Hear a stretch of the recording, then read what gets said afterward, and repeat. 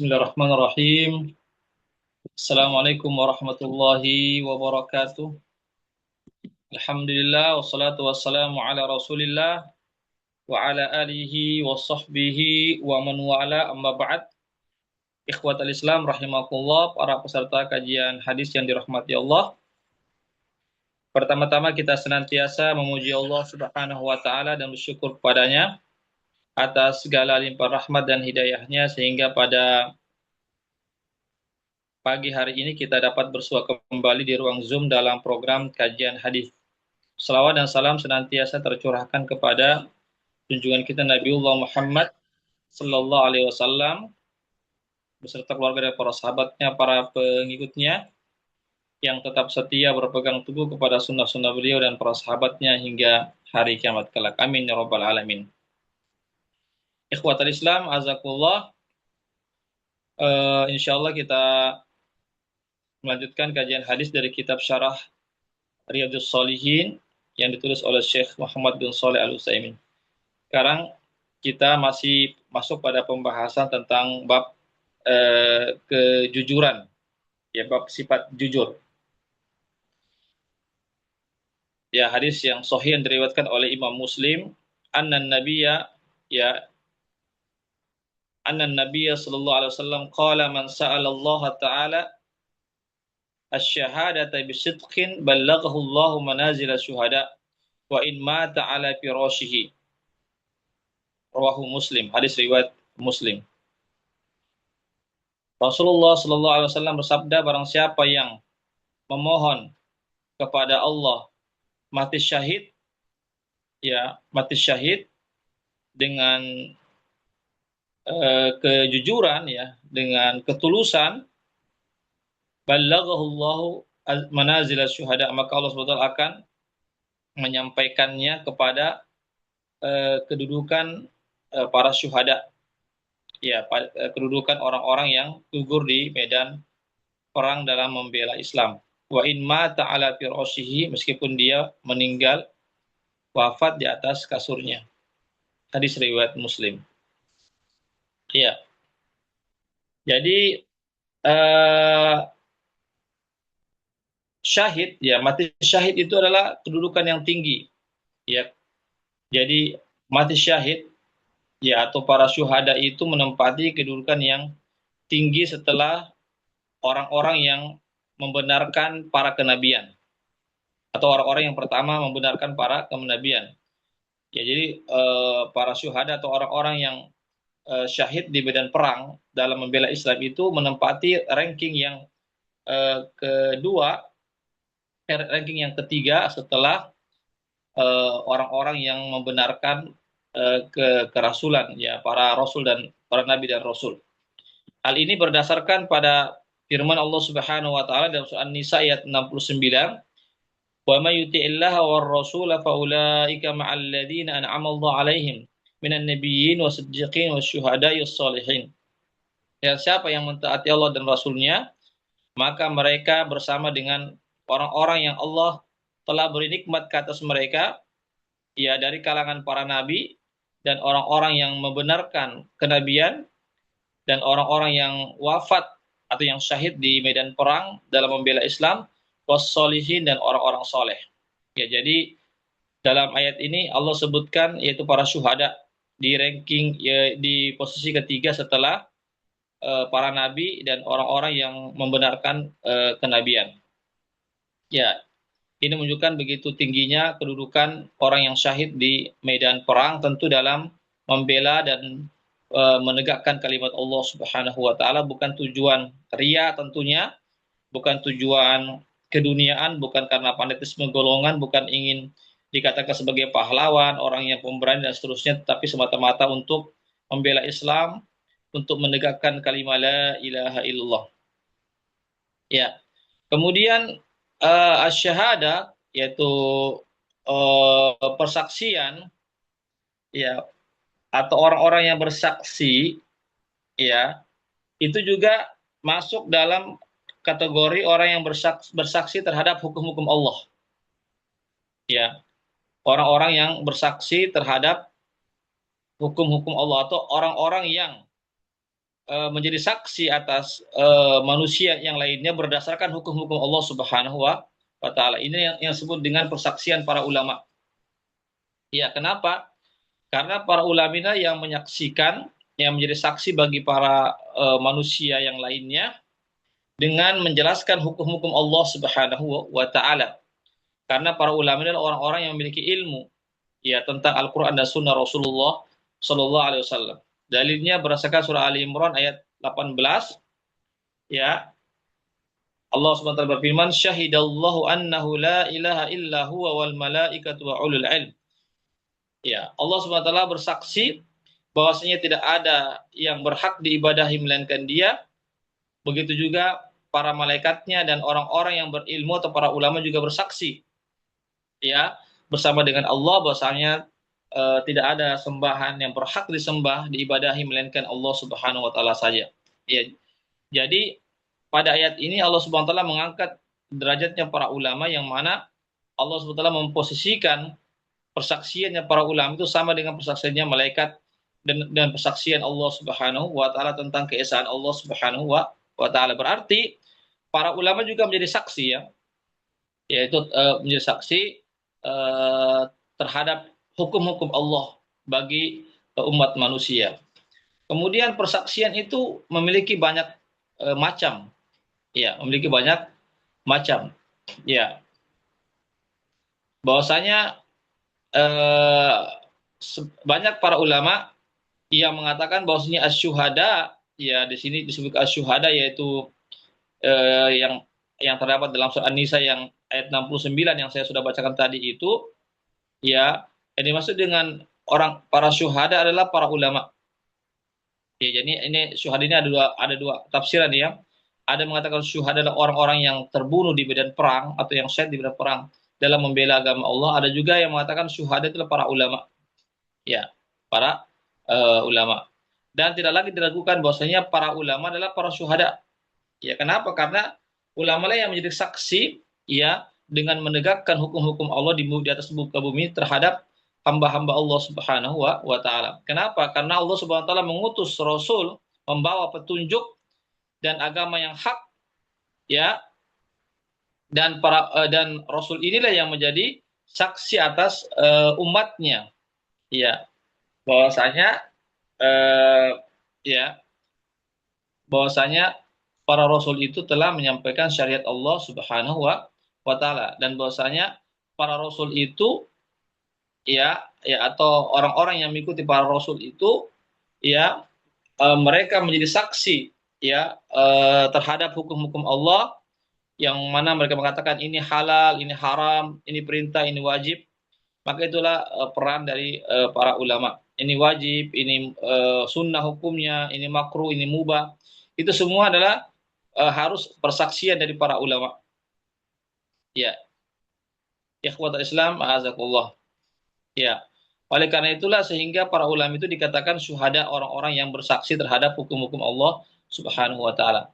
Begitu juga yang dinamakan syuhada itu juga bisa berarti orang yang terkena penyakit taun. Ya, penyakit yang merebak ya, cepat merebak dan membinasakan, namanya penyakit taun. Ada juga orang yang kena penyakit sakit perut lalu meninggal dunia, atau orang yang terbakar sehingga dia meninggal dunia, atau yang mati tenggelam atau yang semisalnya.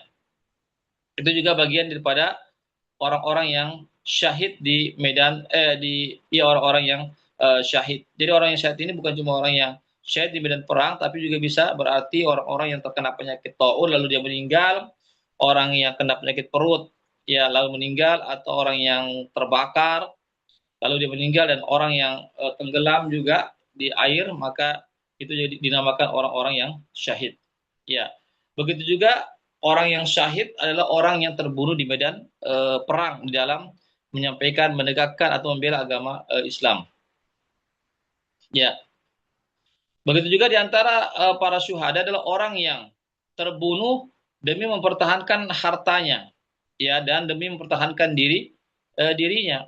Sebagaimana sabda Rasulullah SAW ketika ada seorang yang bertanya kepada beliau, ya Rasulullah, bagaimana pendapatmu jika datang kepadaku seseorang yang meminta ya hartaku secara paksa.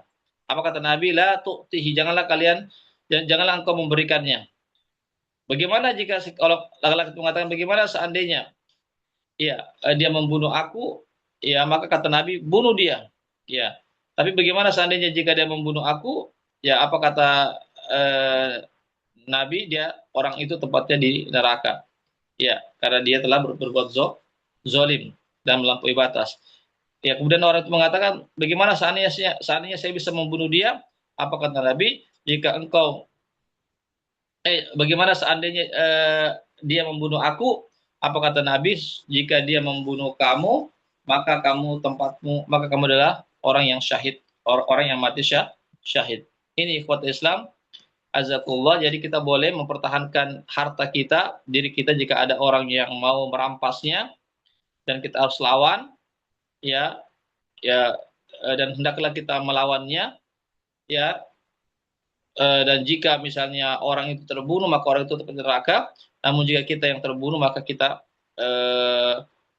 artinya dikatakan mati syahid. Mati syahid itu tidak ada ganjarannya melainkan surga Allah Subhanahu wa taala. Ini ikhwatul Islam, azakullah. Ya, sebagaimana hadis Rasulullah sallallahu alaihi wasallam, man qutila duna malihi wa ahlihi fa huwa syahid. Dan siapa yang terbunuh ya demi mempertahankan hartanya dan keluarganya maka dia mati syahid. Begitu juga diantara orang yang mati syahid adalah orang yang terbunuh secara zolim. Ya, dia terbunuh tetapi dengan cara yang zolim, bukan secara yang adil. Itu juga termasuk orang yang mati syahid. Ya, ikhwatul Islam, azakumullah. Ya, akan tetapi para syuhada yang tertinggi kedudukannya adalah orang-orang yang terbunuh di medan perang. Ya, jadi orang-orang yang terbunuh di medan perang itulah para syuhada yang tertinggi kedudukannya.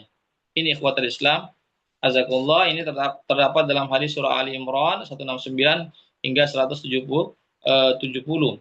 Ya, menunjukkan bahwasanya orang-orang yang terbunuh di jalan Allah itu dia tidak mati, bahkan dia hidup di sisi Tuhan mereka. Bahkan mereka pun mendapatkan ya rezeki dari Allah Subhanahu wa taala. Mereka pun bergembira atas apa yang Allah Subhanahu wa taala berikan anugerah kepada mereka. Bahkan mereka pun memberikan berita gembira kepada orang-orang yang belum terbunuh di medan perang.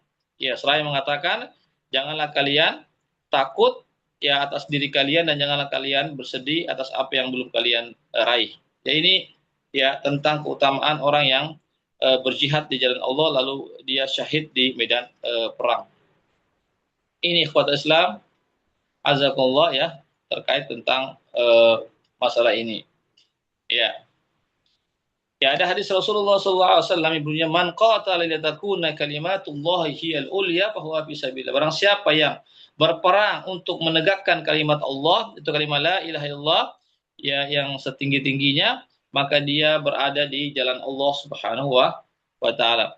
Ya, ini ikhwat Islam, azakumullah, ya, terkait tentang kalimat tersebut. Ya. Jadi siapa yang menegakkan perjuangan ya untuk menegakkan kalimat la ilaha illallah, maka dia berada di jalan Allah Subhanahu wa taala. Ya, maka dia berada di jalan Allah Subhanahu wa taala. Ya, jika seseorang itu meninggal untuk menjaga agama Allah, maka dia telah syahid.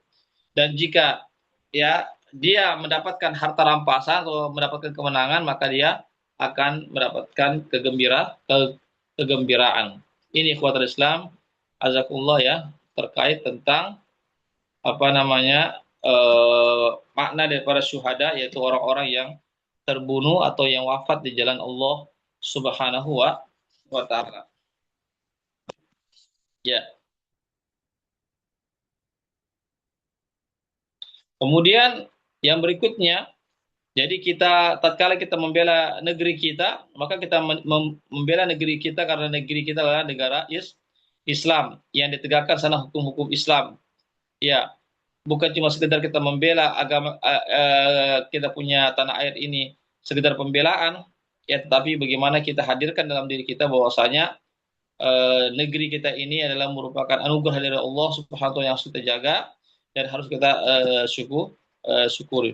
Ya, barangkali ini yang bisa kami sampaikan ya terkait tentang apa namanya para syuhada. Ya, jadi sekali lagi para syuhada itu orang-orang yang syahid itu bukan cuma satu saja jenisnya, yaitu orang yang syahid di medan perang, tetapi banyak jenisnya. Di antaranya adalah para ulama. Para ulama itu dikatakan di para syuhada, yaitu orang-orang yang bersaksi ya bahwasanya Allah SWT itu esa dan dia memiliki ilmu tentang hal tersebut. Begitu juga di antara para syuhada adalah orang yang terbunuh demi mempertahankan harta dan jiwanya. Dia bisa mempertahankannya. Seandainya dia terbunuh maka dia insya Allah digolongkan mati syahid. Ya, ini ikhwatul Islam, azakullah. Ya, kemudian yang berikutnya adalah mati syahid itu adalah orang yang terkena penyakit taun lalu dia meninggal dunia, atau penyakit perut lalu dia meninggal dunia, ya, atau penyakit apa namanya, atau seseorang yang terkena reruntuhan bangunan, ya, atau karena kebakaran. Maka itu juga ketika seorang itu meninggal karena faktor runtuhan bangunan, terkena runtuhan bangunan atau terkena api yang membakar atau kebakaran, maka itu juga bagian daripada syuhada atau orang-orang yang menjadi saksi bagi umat ini yang dengan menegakkan hukum-hukum Allah Subhanahu wa taala. Ini ikhwat Islam, ta'azakumullah. Ya, jadi sekali lagi ya tugas kita adalah bagaimana kita terus belajar dan belajar sesuai kemampuan kita agar kita menjadi orang-orang yang bersaksi bahwasanya tidak ada yang berhak diibadahi melainkan Allah Subhanahu wa taala. Ya, demikianlah pembahasan singkat ya, satu hadis ya tentang pembahasan orang yang terbunuh di medan perang untuk mempertahankan agama Allah Subhanahu wa taala. Demikianlah apa yang bisa saya sampaikan. Sebelum saya tutup, kalau mau bertanya silakan.